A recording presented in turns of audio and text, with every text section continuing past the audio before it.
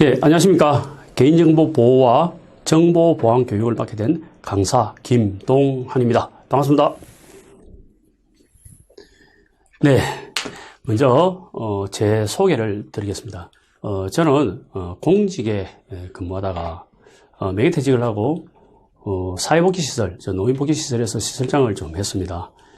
그리고 지금은 기업체, 관공서, 대학 등 다양한 기관에서 프리랜서 강사로 다양한 강의 활동을 하고 있습니다. 자, 먼저 우리 넌센스 퀴즈를 제가 한번 드려볼게요. 한번 같이 맞춰보도록 할게요. 우리 한참 있는 동요 있었죠? 1 더하기 1은 뭐였죠? 네, 그렇죠. 바로 2, 귀요미 이런 게 있었잖아요. 그죠? 자, 그럼 또 하나 더 보여드릴게요. 이번엔 1 더하기 1 더하기 1을 하면 어떤 일이 발생할까요? 그렇죠. 바로 중노동이 된다. 그죠? 그죠? 자, 그러면 우리 또, 이런 거 좋아하시잖아요. 1 플러스 1 하면 어떨까요? 그죠?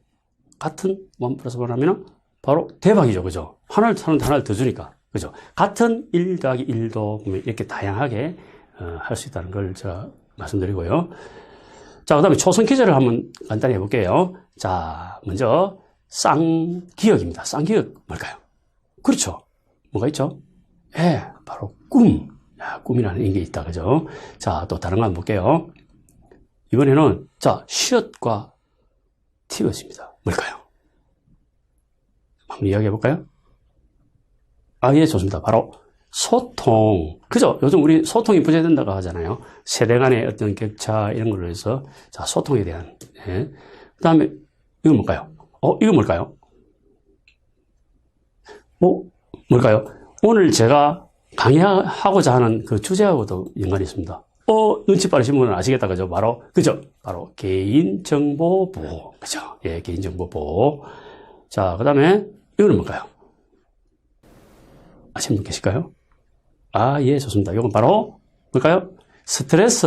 그죠? 스트레스. 그죠? 예. 그 다음에, 이건 뭘까요? 우리 많이 쓰는 건데요. 그렇죠. 바로 긍정 마인드. 그렇죠. 긍정 마인드. 자, 그 다음에 키워드 찾기 게임인데요. 자, 우리 한번 찾아보시기 바랍니다. 다음 장에 제시된 흐트러진 문자를 이용하여 강사가 기대하는 단어 3가지를 한번 찾아봐 주시기 바랍니다. 자, 글자가 돌아갑니다. 뭘까요? 찾아볼까요? 예, 바로 열린 마음으로 이걸 들어봐 주시라는 겁니다. 비록 어떤 우리 언택트 시대에 이렇게 직접 대면 강의는 아니지만 이 강의를 통해서 열린 마음을 가지고 이 강의를 들어주시고요. 그 다음에 뭡니까? 협동학습으로 같이 이렇게 나누는 학습도 했으면 좋겠고요. 그 다음에 호응에 대해서 이야기를 해보고자 합니다. 자, 제가 그림을 하나 보여드릴게요. 자, 여기에 우리가 한참 했던 우리 우차사라는 그림이죠. 어떤 개그맨들이 이렇게 웃기니까 이렇게 다 같이 웃고 있습니다. 호응을 해주는 거다, 그죠? 자, 그런데 바로 예, 우측에 좌측에 보시면은 표정이 무표정한 분이 계십니다. 어때요? 우리 강사들은 그렇습니다. 다 같이 이렇게 호응을 해주시는데 어떤 한 분이 만약에 이렇게 호응을 안 해주시면은 우리 강사들은요 당해한답니다. 그래서 이런 일이 생기지 않도록 이 호응을 좀 잘해 주십사 싶어서 제가 이렇게 아이스 브레이킹으로 제가 설명을 드렸습니다. 자, 목차는요, 이렇게 개인정보란 과연 무엇인가? 그리고 이 개인정보가 유출 방지와 보호의 필요성, 그리고 개인정보보호법의 주요 내용, 그리고 어떤 필수 이행사항, 이렇게 4개의 테마를 가지고 제가 한번 진행을 해보도록 하겠습니다. 자, 개인정보 유출, 그게 뭔가요? 개인정보가 뭘까요? 근데 개인정보가 유출되면 과연 그게 뭘까요? 자, 혹시 우리 성인들 중에서 시골에서 자라신 분이 계실 겁니다. 시골에서 바로 이거죠, 그죠? 그죠? 소 잃고 외양간 꽂힌다. 혹시 시골에 자라시면서 소를 키워보신 어떤 그런 분들 계실까요? 그분 계신가요? 자, 과거에 우리가 그래 오래된 옛날은 아닙니다. 몇십 년 전만 하더라도요. 시골의 소라는 존재는요. 그 집안의 재산 1호였습니다. 저도 시골 출신입니다. 그래서 저 집에도 이렇게 외양간에 소를 키웠는데요. 소가 이렇게 송아지를 넣으면요. 집안의 가장 큰 경사 중에 하나였습니다. 왜? 그 송아지를 팔아서 저희들이 어떤 학교도 다니고 어떤 용돈도 받고 우리 집안을 일으키는 보물 1호가 바로 소였습니다. 자, 그런데 이 소를 만약에 잃어버렸다면 어떤 일이 발생할까요?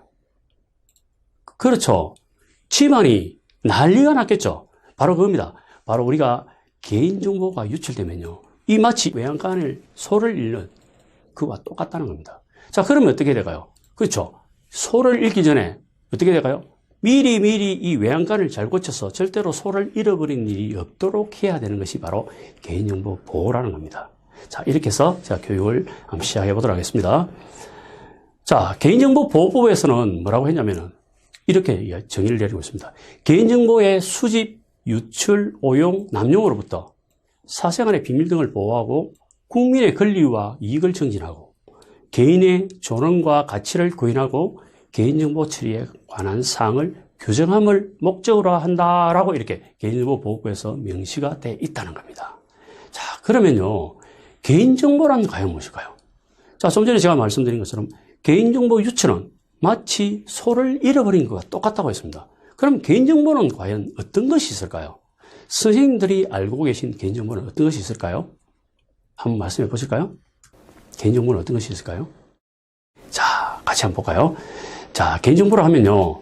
좌측에 보이시는 것처럼 특정 개인을 식별하는 정보입니다.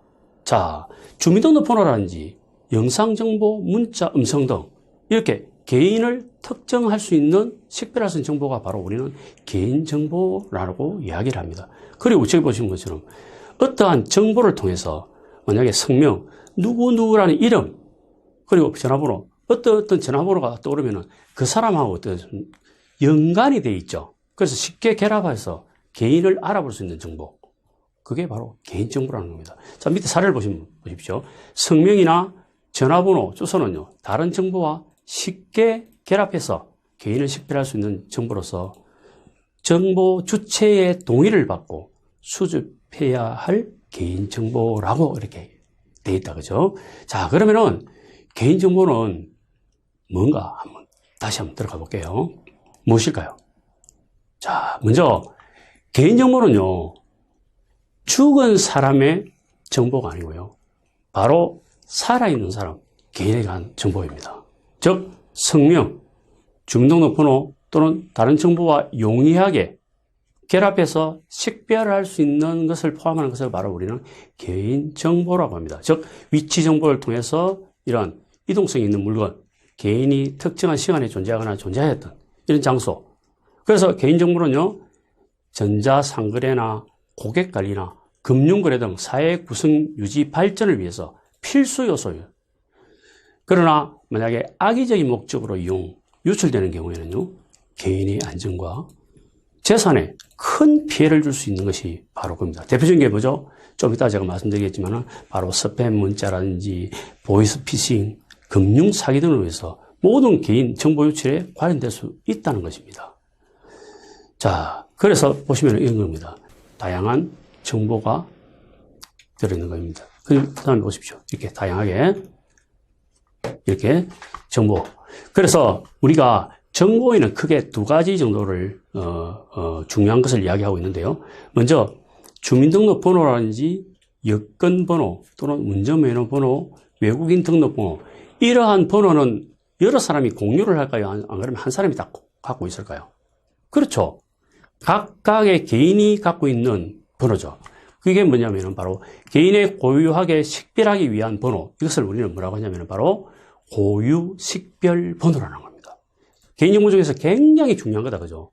만약에 우리 주민등록번호 하나만 가지고도 어떻습니까? 그 사람의 모든 이력이 다 나오죠. 그 사람이 어디서 출생했느냐, 그 사람이 어느 학교를 나왔느냐, 어느 직장을 다니느냐, 다 나올 겁니다. 그렇게 한 사람에게는 한 사람만의 번호가 주어지는 게 바로 고유 식별 번호라는 겁니다. 자, 다음 거는 뭐가 있을까요? 자, 그 사람이 어떠한 생각을 가지고, 어떠한 사상을 가지고, 어떤 신념을 가지고, 그리고 정치적 견해를 가지고, 또는 노동 정당에 가입 탈퇴, 이런 그 사람에게 정보, 이런 정보가 누군가에게 들어가면 그 사람에게 어떤 타격을 줄 수 있는 이런 걸 우리는 뭐라 하죠? 즉, 사생활 침해가 우려되는 것을 우리는 바로 민감 정보라고 하는 겁니다. 바로 개인정보라는 것은 바로 생존하는 개인이 갖고 있는 돌아가신 분이 아닌 살아있는 사람이 갖고 있고 그에 따른 것은 어떤 개인이 고유하게 식별할 수 있는 고유 식별 정보와 바로 사생활 침해에 우려될 수 있는 바로 민감 정보로 나눠진다는 겁니다. 자, 우리 일상생활에서 개인정보 활용에 대한 이야기를 해볼게요. 자, 여기 좌측에 있는 홍길동이라는 사람이 있습니다. 자, 이 사람이 아침에 출근을 합니다. 어떤 분들은 자가 이용할 수도 있고요. 어떤 분들은 교통카드나 CCTV. 그러니까 그렇게 대중교통을 이용을 하고 그리고 그 사람이 SNS를 한다든지 그리고 사무실 출입을 하고 전자카드, 그 다음에 일을 하면서 각종 어떤 인터넷을 이용한다든지 그리고 업체와 회의를 하고 명함을 돌리고 그리고 점심시간에는 신용카드를 쓰고 이렇게 이야기해 봅시다. 자, 제가 질문 드릴게요. 우리 선생님들이 오늘 하루 아침에 일어나셔서 저녁에 어떤 회사를 갔다가 저녁에 퇴근하실 때까지 내가 하루 종일 CCTV에 노출된 숫자가 몇 개쯤 될까요? 한번 생각해 보십시오. 과연 내가 하루 동안 CCTV에 몇 번 찍혔을까? 한번 고민해 본 적 없습니까? 한번 대충 한 유추해 보십시오. 상상 이상으로 많습니다. 한번 생각해 보실까요? 자, 우선 해볼까요? 아침에 제가 일어났습니다. 저는 아파트에 살고 있습니다. 아파트 살고 있으니까 문을 열고 첫 번째 제가 CCTV에 대면하는 게 뭘까요? 그죠? 바로 엘리베이터를 이용하면 엘리베이터죠. 그죠? 자, 엘리베이터 한번 찍혔습니다. 자, 근데 엘리베이터를 나와서 현관을 이렇게 걸어 나오잖아요. 그죠? 현관 걸어 나오면 어디에 CCTV 있던가요? 그죠? 출입문이라든지 그 위에 또 하나 있죠. 자, 그래서 제가 만약에, 오늘은 제가 대중교통을 이용한다고 해보자고요. 그럼 대중교통을 이용하기 위해서 집에서 제가 한 5분 거리에, 버스 정류장에 가게 됩니다. 그러면은 5분 거리를 걸을 때마다 우리 혹시 선생님들 지나가시다가, 전봇대라든지 이런 걸 한번 보신 적 있습니까? 전봇대 같은 데 보시면요. 알게 모르게 CCTV가요. 엄청나게 많이 달렸습니다. 자, 그런데 그런 CCTV가 우리가 그 날을 찍으라고 동의를 해준 적 있습니까? 동의해 준 적 없잖아요. 근데 찍힙니다. 자, 제가 얼마 전에 모 경찰청의 경찰관들을 대상으로 제가 교육을 간 적이 있습니다. 그런데 그분들이 이제 쉬는 시간에 농담 삼아 그런 이야기를 하더라고요. 와, 강사님 요즘 우리 경찰들 과거에 비하면 엄청 편해졌습니다. 이렇게 이야기하시는 거예요. 아, 왜 편해졌습니까? 어떤 그 지역에 강력 범죄가 발생하면요. 가장 먼저 하는 게 뭔지 아십니까? 그렇죠. 눈치 빠르신 분 아신다, 그죠? 바로 그 일대에 있는 반경 1, 2km 안에 있는 CCTV를 다 수거해서 한 일주일 정도만 분석하면요. 분명히 범인을 이렇게 모습이 있다고 합니다. 그래서 과거에 비해서 정말 이렇게 편했다 그 이야기를 합니다. 자, 다시 원론으로 돌아와서 제가 좀 전에 제가 예를 들은 것처럼 아침에 출근해서 이렇게 다양한 활동을 하면서 어떤 CCTV가 몇 번 정도 찍힐까 제가 질문 드렸습니다. 한 몇 번 정도 찍힐 것 같습니까? 한 10번 정도 찍힌 것 같습니까? 훨씬 많습니다. 자, 제가 답을 말씀드릴게요. 자, 평균을 내보니까요. 놀랍게도요. 1일 평균 CCTV 노출 횟수가요. 약 80여 회가 된다고 합니다. 물론 서구에 우리보다 더 발달한 데는요. 120회까지 찍힌다는 겁니다. 놀랍지 않습니까? 내가 어제 한 일을 누군가는 다 알고 있다는 겁니다. 우리는 이런 세상에 살고 있다는 겁니다. 놀랍지 않습니까? 자, 그래서 우리가 자유로운 곳은 없다는 겁니다. 지금 이제 우리가 알게 모르게 이런 개인 정보가 노출되고 있다는 것을 말씀드리고요. 자, 그러면은 법령체계 구조에 대해서 한번 이야기를 해볼게요. 자, 먼저 개인정보보호법, 그 다음에 개인정보보호 시행령, 그 다음에 보호법 시행규칙 이런 것을 합쳐서 하나의 법령을 만들었는데요. 바로 2011년 9월달. 자, 한 10년 좀 됐다, 그죠? 자, 이 법이 시행되면서 어떤 문제가 있었냐면요. 제가 그 당시에는 이제 공직이 있을 때입니다. 뭐냐면은 이 정보 보호를 과연 어느 부서에서 전담해서 하느냐. 자, 소규모 기관에서는 뭐 기관장이 대표를 해야 된다. 또 그리고 좀 큰 회사는 뭐 총무부서에서 해야 된다. 이렇게 서로 또 어떤 데는 보안을 책임지는 부서에서 해야 된다. 이렇게 막 서로 안 하려고 이렇게 핑퐁 쳤던 그런 또 제가 기억이 납니다. 즉 이런 정보보호법에 의하면요, 표준 개인정보 보호 지침과 어떤 안정성 확보 기준이 되었고요. 그다음에 보호법에 대한 해설서, 각종 가이드라인의 수칙 이런 게 정한 것이 바로 2011년도 9월 30일 날 정해진 개인정보 보호법입니다. 자, 그러면은 혹시 선생님들 좀 전에 제가 말씀드린 것처럼 CCTV에 내가 동의하지 않았음에도 불구하고 나의 정보를 쓰고 있는데 혹시 나 스스로도 내 개인정보를 유출한 적이 없나 한번 곰곰이 한번 생각해 볼까요? 자, 여기 보시는 이 그림이 뭔가요? 그렇죠. 우리가 흔히 받는 택배의 송장 번호입니다.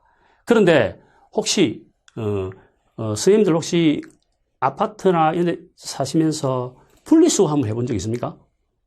저는 저번 주 목요일 날 분리수거를 제가 당번이어서 가서 했습니다. 1시간 동안 하면서 어처구니 없는 일을 제가 많이 봤습니다. 뭐냐면은 비닐에다가 여기 송장 번호가 들고 각종 쓰레기 같은 걸 둘둘 말아서 마치 비닐을 버리듯이 버린 거예요. 그걸 우연히 발견됐는데 보니까 그 안에 자기가 들어있고 온갖 폐기물이 다 들어있는 그런 게 있어서 이게 그 번호가 나와서 관리소장에게 빨리 조치하라고 내가 준 적이 있습니다. 저건 뭐냐면은 우리가 이런 택배 같은 거 왔을 때 무심코 이런 내 주소와 이런 게 적혀 있는데 전화번호 적혀 있는 거를 혹시나 제거하지 않고 혹시 버린 적은 없으신지. 바로 우리가 주변에 보면요. 이렇게 개인정보는 줄줄줄 쐬고 있다는 겁니다. 자, 그리고 우리 애기가 이렇게 무작정 잘못해서 찢어버린 이런 거를 확인도 하지 않고 혹시 버려서 개인정보가 유출되지 않나. 그런 것도 한번 생각해 보시고요. 자, 이런 겁니다. 무심코 방치한 이면지가 매순 칼날로 들어옵니다. 자, 이런 사례도 있습니다. 이면지를 사용해서는 안 되는 이면지를 종이 아낀다고. 그 뒤에 개인정보가 있는 걸 모르고 이면지를 사용해서 어떤 정보 유출이 됐던 이런 사례도 좀 많이 있고 한데요. 자, 우리는 뭐냐면은 알게 모르게 이렇게 개인정보가 많이 유출되고 있으니까 각자가 일단은 조심할 수밖에 없다. 그 이야기를 제가 말씀드리고 있습니다. 자, 그러면요. 스팸 문자 우리 어디에서 많이 받아봤을까요? 한번 하나씩 볼까요? 자, 우리는 알게 모르게 이 스팸 문자를 엄청나게 하루에도 많이 받고 있습니다. 자, 대표 좀 볼까요? 바로 이런 거죠. 자, 직장인 커플 야근한다더니 CCTV에 딱 걸림. 자, 이렇게 오면 사람들이 뭡니까? 이게 뭐지? 그래서 호기심으로 클릭하는 순간 어떻게 될까요? 바로 네, 정보 유출된다는 거예요. 그러니까 학생이 뭐라니까? 저 학생인데요 하니까 뭐랍니까? 학교 커플 이렇게 또 바꿔서 보내온다는 겁니다. 자, 그리고 보십시오. 농협, 어떤 돈이 필요하면은 빌려갈라 이런 다양한 스팸 이런 걸 통해서 우리는 잘못해서 어떤 악용당하는 이런 경우가 알게 모르게 많다는 것을 보여주고 있습니다. 자, 주민등록번호에 대한 구조와 의미에 대해서 한번 볼게요. 자, 선생님들 혹시 우리나라의 주민등록번호가 언제부터 생긴지 혹시 아십니까? 조금 연세가 드신 분은 아실 겁니다. 1968년도에 121 사태라고 있었습니다. 혹시 기억나시는 분 있습니까? 그 이전에 태어나신 분이 있다면 그걸 기억하실 거고요. 그 이후에 태어나서도 이 사건은 너무 큰 사건이었기 때문에 얼마 전에 그 당시에 살아났던 바로 김신조라는 사람이 있습니다. 31명의 어떤 북한의 어떤 그런 분들이 청와대 습격 사건이 바로 68년도 1월 21일에 있었습니다. 바로 그 사건 이후에 우리나라에도 거주 이동을 할 때 그 사람을 신분을 이렇게 밝힐 수 있는 그것을 만들자고 한 게 바로 주민등록증입니다. 자, 최초의 번호는 바로 박정희 대통령이 1번이었다고 합니다. 바로 뒷번호 1000001이 박정희 대통령이었고요. 영부인 유경수 여사가 2로 시작해서 0001이었다고 합니다. 자, 그러면은 이 주민등록번호 구조를 보면요. 첫 번째 우리가 보면은 앞번호가 바로 생년월일을 나타내죠. 그러면 생년월일, 그 다음에 1로 시작되고 그다음 3으로 시작되는 거는 20세기에는 1, 21세기부터는 3으로 바뀌는 게 바로 남자 번호다. 그죠? 그리고 여성들은 2, 4로 바뀌는데요. 그다음 두 번째에서 네 번째까지는요. 출생 지역 조합 번호입니다. 즉 밑에 보시면은 광역, 시도, 시군구, 동업, 면, 통, 반, 리까지 이렇게 적고요. 그다음에 마지막에서 두 번째는요. 출생 지역의 성씨를 나타내는데요. 그리고 마지막에는 오류 검정 번호로 하고 있다고 합니다. 자, 그러면은 우리가 지금 이제 중등증을 이미 한 50년, 60년 정도 사용하다 보니까 어떻습니까? 많이 노출되고 농담 삼아 그런 이야기를 합니다. 저기 중국 연변에 가면요. 거기 뛰어노는 애들도 대한민국 중등번호 몇 개는 갖고 있다고. 그 정도로 이렇게 우리가 어떤 정보 유출이 많이 됐습니다. 그래서 이 주민등록 대체 수단으로 뭘 할 것인가 한번 정부에서 고민을 했죠. 그래 했던 게 바로 이겁니다. 바로 온라인에서는 생년월일이나 아이핀, 공인인증서, 휴대폰 인증인데요. 근데 이제 공인인증서는 지금 만료됐고요. 지금부터는 금융인증서로 지금 바뀌고 있는 과정입니다. 그리고 뭐냐면은 오프라인에서는 마이핀이라는 것을 이제 주민번호를 대체하는 수단으로 지금 이용하기 이제 시작하고 있습니다. 자, 그러면 이거 마이핀에 대한 이야기를 해볼게요.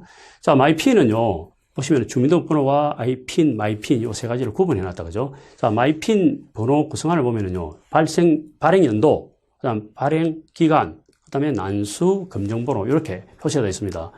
주민등록번호는 아시다시피 생년월일부터 시작해서 변경이 매우 곤란하죠. 근데 물론 2015년도부터 주민번호도 바꿀 수가 있습니다. 자, 그거 좀 이따 설명드리고요. 그 다음에 주민센터에서 출생신고 시에 발급하는 거고요. 그 다음에 IP는요, 어떤 기간, 코드라든지 난수, 마이핀도 마찬가지로 발행 연도나 기간 연도, 이렇게 되어 있는데, 변경 연부도 IP는, 폐기 후에 신규 가입하고, 마이핀은요, 어떻습니까? 변경 가능. 이렇게 어떤 장단점이 있습니다. 자, 요게 바로 차이가 있는데요. 바로 동주민센터에서 발행을 받을 수 있다는 겁니다. 바로 주민등록번호를 대체할 수 있는 수단, 이렇게 나오고 있다는 겁니다. 자, 그러면은 좀 전에 말씀드린 것처럼 주민등록증과 마이핀의 차이점, 개인정보를 포함하느냐 불포함하느냐 그 차이가 있다, 그죠? 과거에는 우리가 어떤 입사를 한다든지 했을 때 전체적인 어떤 주민등록번호를 다 넣게 되어 있었습니다. 근데 지금은 주민등록번호를 다 넣는 데는 거의 없습니다. 거의 입사가 확정되었다든지 어떤 개인 우리가 뭐 신분 조회를 할 때 그때 이외 전까지는요 앞번호 우리가 보면 출생월일까지만 하죠. 바로 그겁니다. 그래서 고유번호를 변경 여부도 주민등록번호는 변경이 불가한데 마이피는 변경이 가능하고 연 5회까지 가능하다는 겁니다. 번호 측에도 13가지 숫자에서 13가지 숫자, 난수, 가상번호를 부여하고 있고요. 자, 그리고 유효기간도 마이피는 3년에 한 번씩 갱신하도록 되어 있다. 그 차이가 있다는 겁니다. 자, 두 번째, 개인정보 유출 방지와 보호 필요성에 대한 이야기를 해보고자 합니다. 자, 그러면 먼저 우리가 개인정보의 활용 확대가 아시다시피 어떻습니까? 만약에 주택 관리를 하면은 홈 네트워킹 관리라든지 그다음에 우리가 주유소에 기름을 넣고자 할 때도요. 어떻습니까? 우리가 마일리지를 하잖아요. 오케이 캐시백이나 이런 거 다양한 걸 통해서 사용하게 되면요. 그런 모든 정보가 우리 지금 어떤 시대를 살고 있습니까? 바로 4차 산업 혁명 시대. 모든 데이터가 빅데이터 한 곳에 다 몰리는 세상이 되어 버렸습니다. 자, 그래서 누군가가 만약에 내가 사용하고 있는 어떤 이 카드 또는 카드 전표 이런 거 하나만 잘못하더라도 그 사람의 모든 정보를 이렇게 다 빼낼 수 있는 세상이 바로 돼버렸다는 겁니다. 우리가 개인정보의 활용이 확대됨과 동시에 그 확대에 반대급부적으로 우리의 정보는 계속적으로 이렇게 노출되는 게 많아졌다는 게 사실이라는 겁니다. 자, 보십시오. 개인정보의 침해, 사고가 이렇게 다양하게 증가되고 있습니다. 이것은요, 어떤 경찰병원이라든지 연세대, 국가기관이나 이런 강공서도 예외는 아니다는 겁니다. 대행항공사에서 어떤 정보가 유출되면 어떻습니까? 그 사람이 어디를 갔다 왔든지, 그 다음에 그 사람이 마일리지가 어떻고 모든 정보가 한순간에 이렇게 다 노출돼 버린다는 겁니다. 특히 더 위험한 것은 국가기관에서 만약에 노출돼 버리면 더 심각한 문제가 발생하죠. 오늘 좀 이따가 제가 국가기관이나 어떤 금융기관 이런 데서 어떤 노출됐을 때 어떤 사례에 대해서 같이 한번 생각해보는 시간을 또 가지도록 하겠습니다. 자, 개인정보 침해 사고 증가돼서 이야기를 해보고자 합니다.